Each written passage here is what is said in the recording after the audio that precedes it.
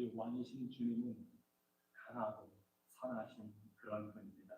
그 주님께서 우리에게 주시는 말씀, 나머지 자리에서 일어나서 누가복음 19장 28절로 44절 말씀 함께 듣겠습니다. 예수께서 이 말씀을 하시고 예루살렘을 향하여 앞서서 가시더라. 감람원이라 불리는 산 쪽에 있는 벳바게와 베다니에 가까이 가셨을 때에 제자 중 둘을 보내시며 이르시되 너희는 맞은편 마을로 가라. 그리로 들어가면 아직 아무도 타보지 않은 나귀 새끼가 매어 있는 것을 보리니 풀어 끌고 오라. 만일 누가 너희에게 어찌하여 푸느냐 하거든 말하기를 주가 쓰시겠다 하라 하시매 보내심을 받은 자들이 가서 그 말씀하신 대로 만난지라. 나귀 새끼를 풀 때에 그 인자들이 이르되 어찌하여 나귀 새끼를 푸느냐 대답하되 주께서 쓰시겠다 하고 그것을 예수께로 끌고 와서 자기들의 겉옷을 나귀 새끼 위에 걸쳐놓고 예수를 태우니 가실 때에 그들이 자기의 겉옷을 길에 사더라.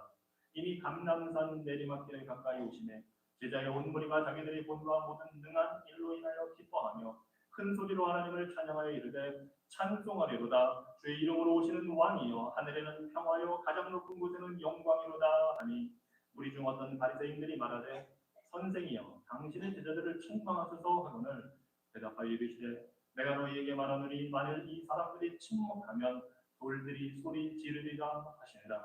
가까이 오사 성을 보시고 우시며 이르시되 너도 오늘 평화에 관한 일을 알았더라면 좋을 뻔하였거니와 지금 내 눈에 숨겨졌도다.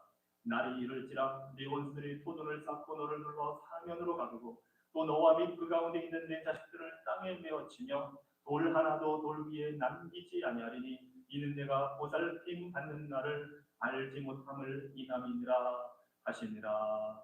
아멘.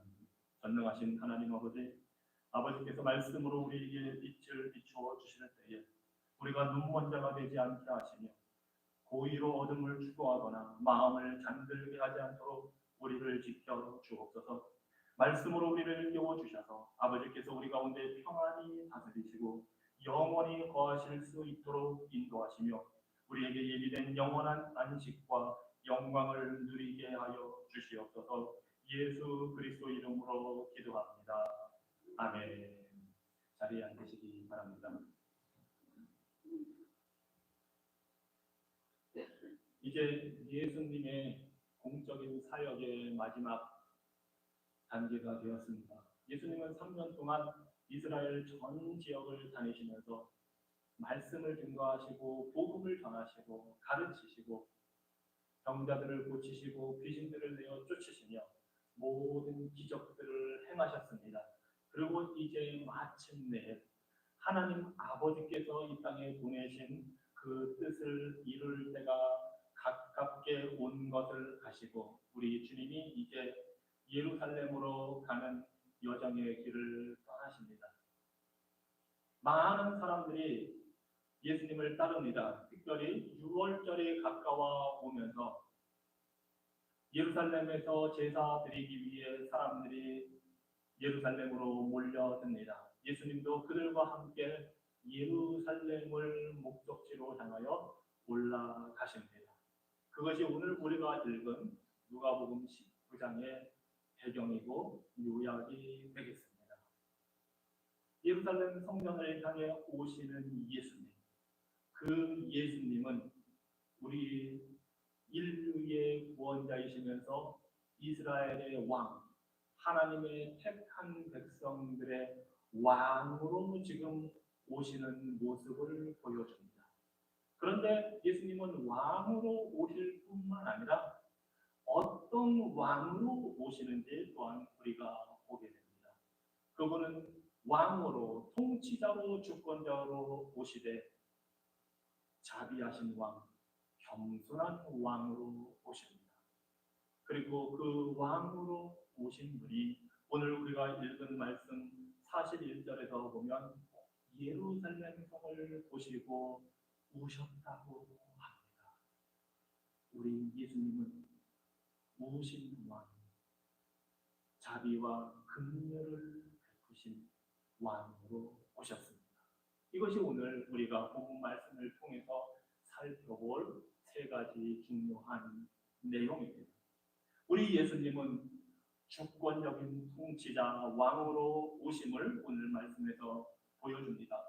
예수님이 출발하신 곳이 이제 여리고에서 쭉 예루살렘을 향하여 진행을 하십니다. 그동안 북쪽 갈릴리부터 사마리아를 통해서 쭉 이스라엘 전역을 여행하면서 내려오시고 이제 여리고를 지나시면서 눈먼 자도 고치시고 병든 자들도 고치시고 많은 기적을 행하시고 여리고에서 예루살렘으로 올라가시는데 여리고는 수면 아래 아주 낮은 곳에 위치한 도시요 성이었고 예루살렘은 약 900m 정도 높은 산 위에 위치한 성이어서 이 여리고에서 예루살렘으로 가는 길은 약 1000m, 1km 정도 쭉 올라가는 그러한 지형을 갖고 있습니다. 그곳에서 예수님께서 올라오시면서 예루살렘을 향하여 가까이 가실 때 수많은 백성들이 따라오기 시작합니다.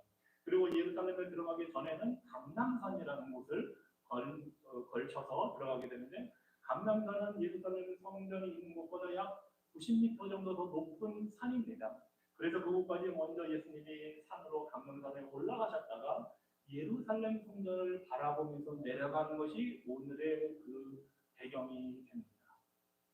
그런데 이 감람산은 구약 시대 때에 이미 메시아 하나님께서 보내신 왕 기름 부은 자가 올 것이라는 그 사실을 스가랴 선지자가 그곳에 메시아가 나타날 것을 이미 예언을 했었습니다. 그래서 사실은 예수님이 그냥 감람산으로 가셨다 할 때는 그냥 거기에 산이 있었기 때문에 가신 것이 아니라 바로 구약에서 예언한 메시아이심을 보여주는 그 길을 걸어가신 것입니다. 바로 우리 주님은 하나님께서 구약에 예언하신 왕, 주권자로 오신다는 사실을 보여줍니다. 그뿐만이 아닙니다. 이제 그 길을 가시면서 제자들을 보내서 예수님께서 타고 가실 나귀를 준비하도록 이제 명령을 내리십니다. 그래서 이 제자들이 동네 벳바게라는 동네에 들어가서 그곳에 묶여 있는 나귀 새끼를 가져옵니다. 어떻게 예수님이 거기에 나귀가 있는지 아셨을까요? 그리고 그 나귀를 가져올 때에 그 주인이 나귀 주인이 어떤 반응을 보일지 아셨을까요? 예수님은 다 알고 계셨습니다. 바로 살아계신 하나님의 아들이시고 모든 것을 통치하시는 만유의 주권자 왕이시기 때문입니다. 그래서 제자들을 보낼 때 이렇게 말씀하십니다. 가서 나귀 새끼를 풀어와라. 그 주인이 왜 푸느냐 질문하면 주께서 쓰시겠다 하라 하십니다. 그 말씀 하나로 만물을 만드신 창조주 되시는 우리 예수님께서 그 모든 것을 소유한 왕이심을 지금 보여주고 있습니다.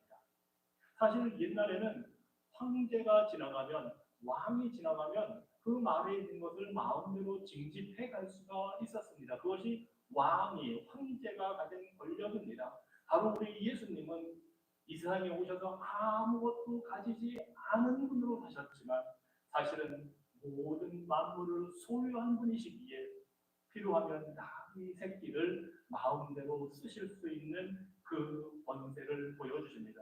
그리고 그 말씀대로 제자들이 그 동네에 들어가서 나귀 새끼를 끌고 옵니다. 정말 집주인이 그 주인이 물어볼 때 주께서 쓰시겠다 그 말 한마디로 순순히 나귀를 내어줍니다. 이것이 바로 우리 주님이 왕이심을 보여주는 주권자이심을 보여주는 장면입니다. 그리고 이제 그 나귀 새끼를 데려와서 그 제자들이 거기에다가 자신들의 옷을 나귀 새끼에 올려놓고 예수님을 거기에 태웁니다.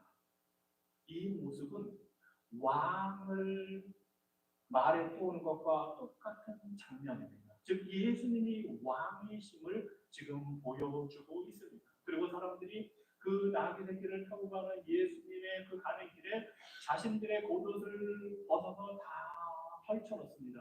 말하자면 빨간색 주단 양탄자를 황제가 가는 길에 깔아놓듯이 백성들이 자신들의 옷을 꺼내서 자신들의 겉옷으로 그 길을 만들고 있는 것입니다. 이 백성들은 주님께서 왕으로 오신다는 것을 지금 몸소 보여주고 있습니다.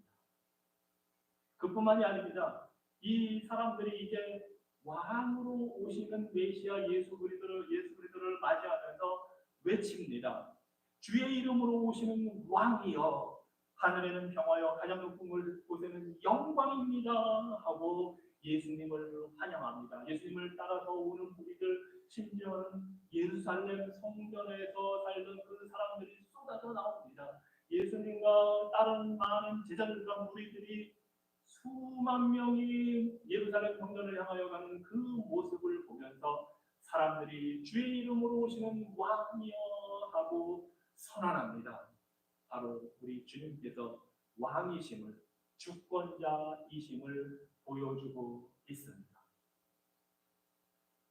여기에는 우리가 읽은 누가복음에는 다 나와 있지는 않지만 마태복음, 마가복음, 요한복음에 보면 이렇게 외친 것보다 더 많은 정보를 우리에게 알려주고 있습니다. 백성들이 호산나 다윗의 자손으로 오시는 분이여 하고 외칩니다. 다윗의 자손은 다윗의 왕가의 혈통을 따라오시는 왕을 의미합니다. 호산나 하고 외치는 것은 지금 우리를 구원하소서, 지금 나를 살려주소서 하는 그러한 구원의 외침입니다. 그래서 우리 예수님이 이 나귀 새끼를 타고 오실 때에 사람들은 왕으로 맞아들였습니다. 예수님의 그 하시는 이 입성을 준비하시는 모든 과정은 예수님이 왕이심을 보여줍니다. 백성들이 부르는 찬양은 구약에 예언되어 있는 그대로 예수님이 왕으로 오심을 보여줍니다. 그뿐만이 아닙니다. 이 백성들이 이렇게 예수님을 환영하지만 이 40절에 보니까 유대 종교 지도자들, 바리새인들은 그 예수님의 오시는 모습을 보면서 마땅치 않아 하고 이들은 항상 예수님을 의심하고 예수님의 대적을 하다 보니 예수님께서 왕으로 오시는 모습에 딴지를 걸면서 예수님께 이렇게 말합니다. 당신의 제자들을 책망하소서, 어떻게 당신을 왕으로 맞아들입니까? 하고 책망합니다. 그때 예수님이 이렇게 대답하십니다. 만일 이 사람들이 침묵하면 돌들이 소리 지르리라. 심지어 무생물들도, 돌들도 우리 예수께서 왕이심을 선포하게 된다는 것을 예수님이 보여주십니다. 그렇습니다. 우리 예수님은 왕으로 지금 예루살렘 성전에 들어가고 계십니다. 이스라엘 백성들이 왕으로 알아보고 찬양할 뿐만 아니라 나귀를 타시면서 다윗의 후손으로 오신다는 것을 보여주실 뿐만 아니라 심지어 무생물들도 예수님이 왕이라는 사실을 인정하게 된다는 것을 보여주십니다. 우리 예수님은 왕으로 오신 분입니다. 그런데 특별히 오늘 보니까 나귀 새끼를 타고 온다고 합니다. 하필이면 왜 나귀 새끼일까요? 나귀 새끼는 아무도 태워보지 않은 말하자면 깨끗한 동물입니다. 바로 거룩하게 구별된 동물을 예수님께서 지금 사용하심을 보여주시면서 이 나귀 새끼를 타는 것이 스가랴서 9장 9절, 즉 스가랴 선지자가 500년 전에 이미 다윗의 후손 왕으로 오실 분이 나귀를 타고 온다는 것을 예언하셨기 때문에 예수님이 나귀 새끼를 친히 타고 오셨습니다. 스가랴 9장 9절입니다. 시온에 따라 크게 기뻐할지어다. 예루살렘에 따라 즐거이 부를지어다. 보라, 네 왕이 내게 임하시리니 그는 공의로우시며 구원을 베푸시며 겸손하여서 나귀를 타시나니 나귀의 작은 것 곧 나귀 새끼입니다. 스가랴가 예언한 대로 오신 왕은 다윗이 나귀를 타고 솔로몬이 등극할 때 나귀를 탄 것처럼 다윗의 후손으로 오신 것임을 보여주십니다. 그런데 이 왕은 어떠한 왕이냐? 바로 지금 우리가 읽은 스가랴 9장 9절 하반절에서 이렇게 표현합니다. 그는 공의로우시며 구원을 베푸시되 겸손하여서 나귀를 타신다 말씀합니다. 당시에 로마 황제는 나귀를 타지 않았습니다. 말을 탔습니다. 멋지게 잘생기고 군마로 훈련된 백마를 타거나 흑마를 타거나 아주 멋있는 말을 타고 등장합니다. 그것이 그 당시 왕과 장수들과 장군들과 황제가 계산할 때, 입성할 때 하는 모습이었습니다. 자신의 권세와 어미를 나타내는 표현입니다. 정복자로 온다는 것을 보여줍니다. 그런데 우리 예수님은 그런 세상의 왕들과는 다르게 나비 새끼를 타고 겸손하게 오십니다. 이것은 우리 예수님이 겸손한 왕, 그리고 세상의 통치자들과는 다르게 정복의 대상을 때려잡기 위해서 오시는 그런 왕이 아니라 평화를 가져오는 왕이라는 것을 보여주십니다. 예수님은 이 땅의 왕으로 오셨지만 사람들이 기대하는 그런 왕이 아니었습니다. 사람들이 생각하는 왕은 권력을 행사하면서 자신의 질서를 세우고 자신이 명하는 법과 자신이 명하는 질서를 따르도록 하는 것인데, 우리 예수님은 세상 사람들이 기대하는 것에는 관심이 없었습니다. 아니, 심지어 이스라엘 백성들이 기대하는 것과도 우리 예수님은 다른 생각을 가지셨습니다. 이스라엘 백성들은 그동안 로마 제국의 치하에서 살면서 헤롯 대왕, 이민족의 왕이 자신들을 다스리는 그러한 식민지 생활을 하면서 정치적으로 해방을 줄 수 있는 왕을 원했습니다. 자신들을 로마에서 구원해서 옛날에 다윗과 솔로몬이 다스리던 그런 영광스러운 나라를 만들어줄 왕을, 통치자를 기대하고 있었습니다. 그러니 이 이스라엘 백성들은 그 당시 로마가 평화의 시대를 이루었다 한들 만족할 리가 없습니다. 자신들이 원하는 평화는 자신들의 왕국을 세워서 자신들의 마음대로 살아보는 그런 평화였습니다.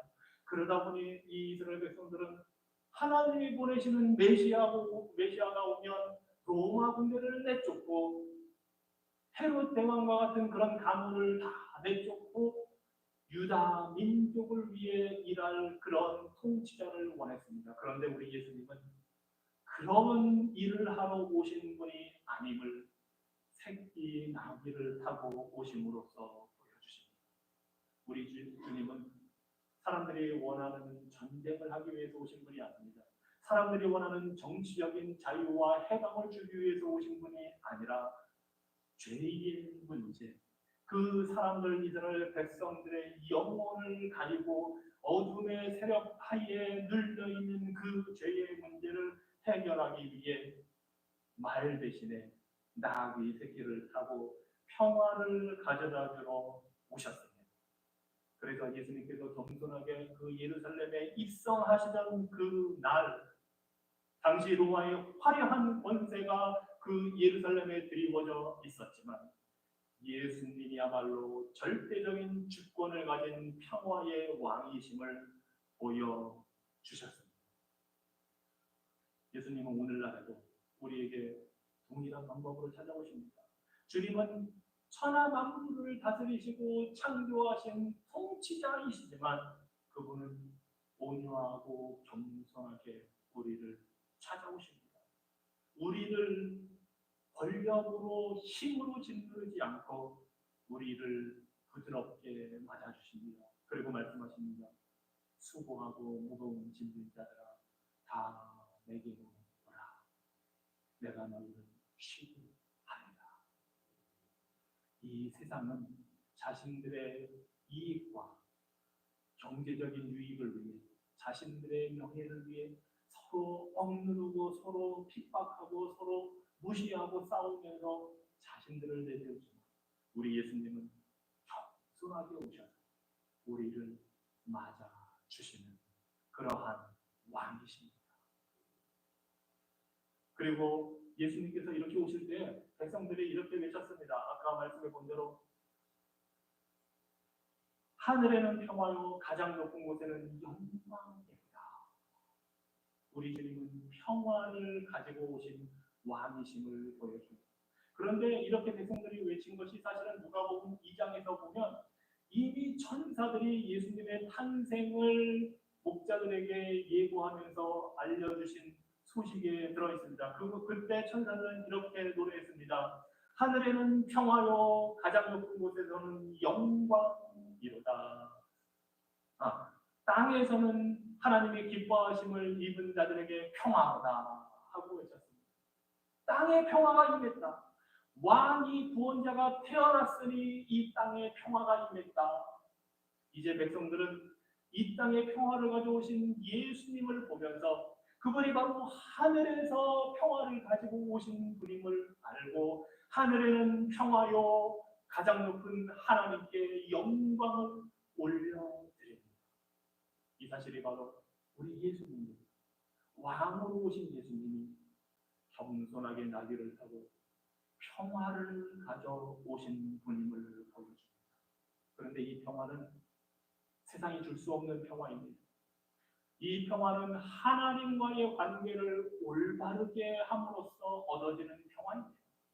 단순히 먹을 게 많고 근심 걱정이 없고 건강하게 사는 것, 그것에서 누리는 평화가 아니라 하나님과 깨어진 관계, 죄로 인해 하나님과 막힌 관계가 회복되고 하나님과 화목할 때 누리게 되는 참된 평화를 우리 주님이 우리에게 주시기 위해 오셨습니다.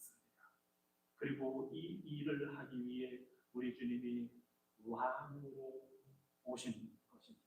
그런데 우리 주님은 아까도 말씀드린 것처럼 세상 사람들이 기대하는 그런 왕으로 오신 것이 아닙니다. 우리 주님은 십자가에 죽기 위해 오셨습니다. 조롱을 당하고 채찍질을 당하고 침뱉음을 당하고 수치를 당하기 위해 오신 왕입니다. 우리에게 참된 평화를 가져다 주기 위해 그 죽음의 길을 가기 위해 오신 왕입니다. 여러분 한번 상상을 한번 해보십시오. 4년마다 미국에서는 대통령 선거가 있고 대통령이 뽑히고 나면 1월 20일쯤에 새 정부가 들어서는 것을 취임식으로 보여줍니다. 4년마다 공화당이든 민주당이든 누가 대통령이 됩니다. 예를 들어서 지난번에 취임식을 한 트럼프 대통령이 퍼레이드를 하고 그 취임식단에 딱 들어오고 많은 퍼레이드가 지나가고 하는 놀라운 장면을 보는데, 물론 반대하는 사람들도 있습니다. 데모하는 사람들도 있습니다. 그런 놀라운 역사적 현장에서 트럼프 대통령이 이제 취임식을 하기 위해 연단에 올라와서 선서하고 다 모든 의식을 진행한 후에 국민들을 향해 연설하는 그 순간에 그 연단에 서서 갑자기 통곡하며 울기 시작했다고 생각을 해 보십시오. 참 이상한 일일 겁니다. 아니, 대통령이 돼서 이 기쁜 날, 좋은 날, 미국을 다스리게 되고 세계를 호령하는 그 통치자로 등극을 하는 그 날에 갑자기 대국민 연설을 시작하면서 울기 시작한다. 참 이상한 일일 겁니다. 그런데 그 일이 바로 예수님께서 예루살렘에 들어오시는 이 순간에 일어난 일입니다. 예수님이 평화를 가져오는 왕으로 오셨는데 그분이 예루살렘 성전을 바라보면서 감람산에서 예루살렘 성전을 내려다보고 보시면서 기드론 길자기로 길을 내려가셔서 이제 예루살렘 성전을 향하여 올라가시면서 갑자기 울기 시작합니다. 통곡하기 시작합니다. 이미 왜 그런지 우리가 힌트를 보았습니다. 유대 종교 지도자들, 바리새인들은 예수님을 받아들이지를 않았습니다. 당신이 무슨 왕이냐? 왜 사람들이 당신을 왕으로 환영하게 놔두느냐? 책망했습니다. 그들뿐만 아니라 이스라엘의 많은 사람들이 왕으로 오신 예수님을 맞아들일 준비가 되어 있지 않았습니다. 그래서 예수님이 그 예루살렘 성전으로 들어가시면서 그 성을 보시면서 통곡을 하십니다. 우리 주님은 우시는 분, 통곡하는 왕으로 오늘 우리에게 임하셨습니다. 왜 통곡하셨을까요? 왜냐하면 이스라엘 백성들이 그 예수님을 몰라봤기 때문입니다. 42절에 보니까 오늘 평화에 관한 일을 알았더라면 좋을 뻔하였거니와 지금 내 눈에 숨겨졌도다. 이스라엘 백성들은 평화의 왕이 오시는데 그것을 몰라보고 있는 겁니다. 심지어 예수님을 환영하고 왕이라고 외친 사람들도 사실은 자신들이 원하는 대로 예수님이 해주실 것을 기대하고 있었습니다. 로마 군인들을 내쫓고 이스라엘의 회복을 가져올 정치적인 통치자를 기다리면서 환영했던 겁니다. 예수님이 십자가에 죽으셔야 한다는 그 사실에 대해서는 관심이 없습니다. 이스라엘 백성들이 원하는 왕은 죽는 왕이 아닙니다. 승리하는 왕, 로마를 정복하는 왕, 그런 왕을 원했습니다. 그래서 평화를 예수님의 방식대로, 하나님의 방식대로 가져오시는 그 분을 지금 못 알아보고 있는 겁니다. 또 44절에 이렇게 말씀하십니다. 내가 보살핌 받는 날을 알지 못함을 인하느니라. 예수님은 이스라엘 백성들을 보살피기 위해 지금 방문하고 계십니다. 지금 예루살렘 성전으로 들어가고 계십니다. 왕이 마땅히 계셔야 할 그 성전으로 지금 들어가고 계시는데 이스라엘 백성들은 그 사실을 지금 모르고 있는 겁니다. 제대로 알지도 못한 채 왕으로 지금 맞아들이고 소리 지르고 있고 종교 지도자들은 아예 왕으로 맞아들이기를 거부하고 있습니다. 그래서 예수님이 우셨습니다. 통곡하셨습니다. 뿐만 아니라 그들이 단순히 거부했기 때문에 영적인 눈이 가려워져서 통곡하신 것뿐만이 아니라 그러한 이스라엘 백성들에게 어떤 심판이 임할지를 아시고 계셨기 때문에 통곡하셨습니다. 예수님이 말씀하십니다. 43절에 날이 이를지라 심판의 날이 올 것이다. 네 원수들이 소둔을 쌓고 너를 눌러 사면으로 가두고 또 너와 및 그 가운데 있는 네 자식들을 땅에 베어치며 돌 하나도 돌 위에 남기지 않을 것이다. 그런 심판의 날이 올 것이다 하고 말씀하십니다. 우리 예수님은 당신을 거부하는 평화의 왕, 십자가의 죽음을 통해 구원을 이루실 왕을 거부하는 자들에게 어떤 심판이 예비되어 있는지를 아셨기 때문에 지금 예수님은 예루살렘 성전을 보시고 통곡하고 계십니다. 여러분, 우리는 예수님이 통곡하신다는 사실이 그렇게 와 닿지 않을 수도 있습니다. 우리가 생각하는 예수님은 왕이시고 구원자이시고 위대하시고 모든 것을 마음대로 하실 수 있는 분이고 그래서 그분이 멸망당할 죄인들을 위해 통곡하시는 분이라는 사실을 우리는 생각하지 않습니다. 그런데 우리 예수님은 멸망당하는 자들을 위해 죄인들을 위해 울고 계시는 그런 분.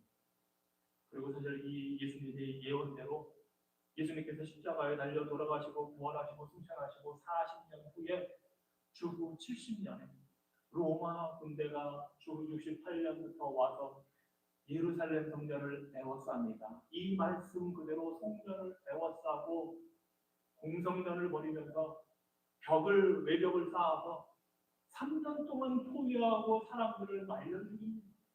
출입을 못하게 하고 사람들이 그 안에서 양식이 떨어지고 굶어 죽기 시작합니다.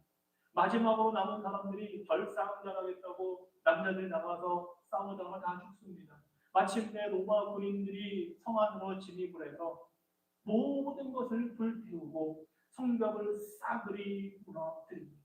남자, 여자, 아이, 노인 할 것 없이 다 죽여버리고 살아남은 자들을 그 예루살렘 성전에서 다 추방시켜 버리는 역사적인 일이 실제로 일어납니다. 우리 예수님은 그 사실을 보시고 안타까워 통곡하고 계시는 것입니다. 우리 예수님은 오늘도 죽어가는 영혼들, 죄 가운데서 멸망당하는 자들을 위해 통곡하십니다. 우리 하나님은 죄인이 멸망받아 지옥 가는 것을 기뻐하는 분이 아닙니다. 거룩하시고 의로우신 하나님의 그 엄중한 심판대로 선언하시고 그대로 집행하시는 분이지만 우리 하나님은 죄인들이 회개하고 예수 그리스도를 믿음으로 구원받기를 원하는 자비하신 하나님이십니다. 은혜의 하나님이십니다. 예수님이 오셨을 때 우리 하나님 아버지도 같이 오셨습니다. 오늘날에도 우리 주님은 죽어가는 영혼들을 바라보시며 그들이 어떤 심판을 받게 될지를 아시고 울고 계십니다. 이스라엘 백성들은 성벽이 무너지고 죽임을 당하고 포로로 잡혀가는 심판을 당했지만 그것이 끝이 아닙니다. 한 번 죽는 것은 사람들에게 다 정해진 것이고 그 후에는 심판이 있으리라 하셨습니다. 우리는 모두 하나님의 심판대 앞에 서게 됩니다. 그리고 우리가 하나님의 그 은혜를 받아들였느냐, 예수 그리스도를 믿느냐 믿지 않느냐로 우리의 운명이 결정됩니다. 하나님의 그 통곡의 눈물, 예수님의 겸손하시고 온유하신 초대를 받아들이지 않는 자들은 영원한 지옥 멸망의 심판을 받게 됩니다.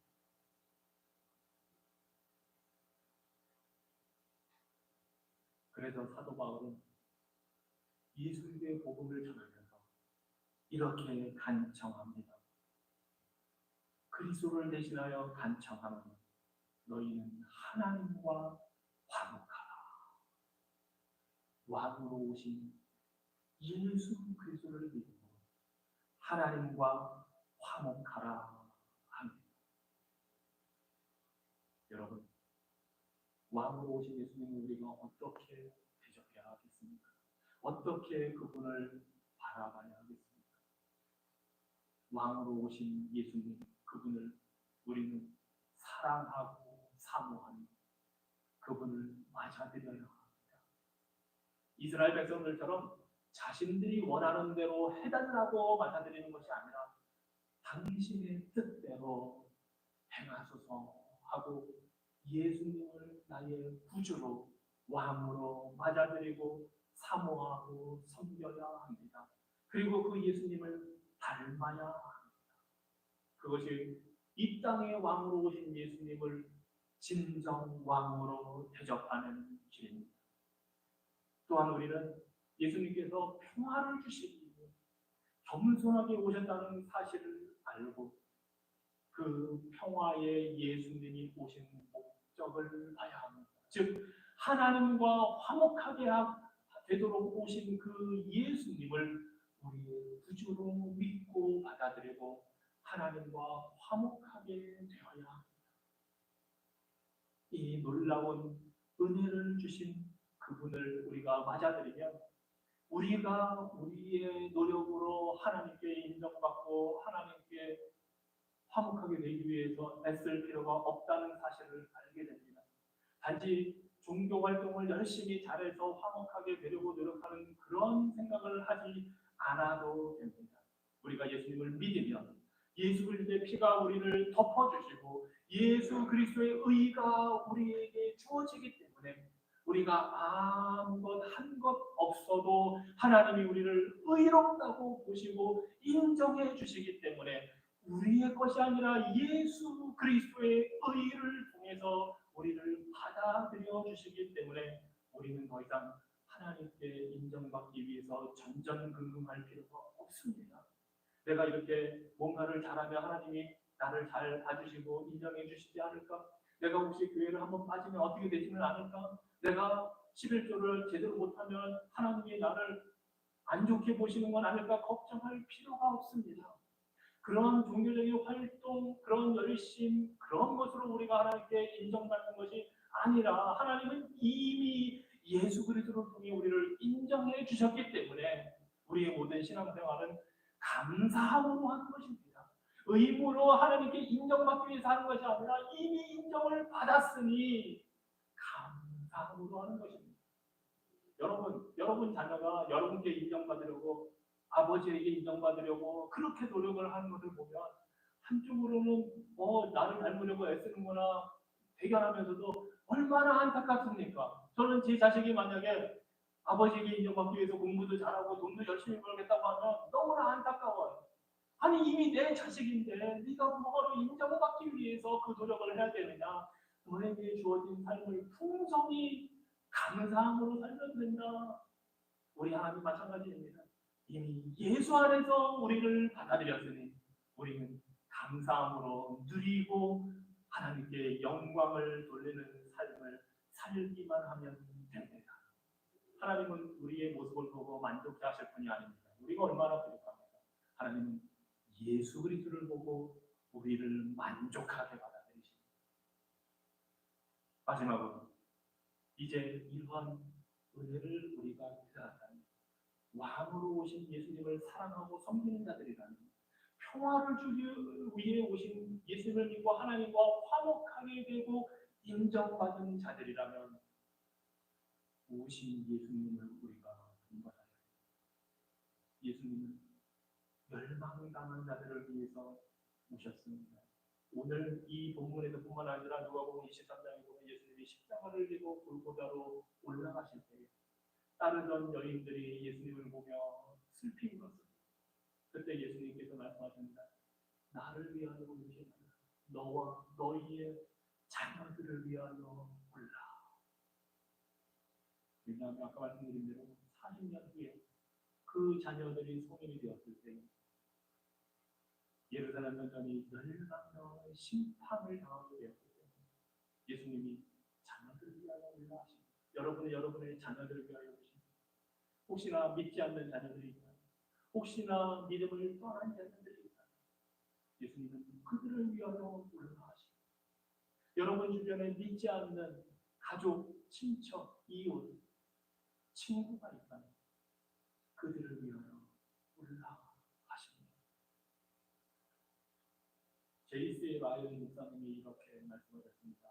우리가 진정한 그리스도인이라면 회개하지 않은 사람들의 영혼에 대해 깊은 염려를 느끼지 않는다면 우리는 진정한 그리스도인이 아닙니다.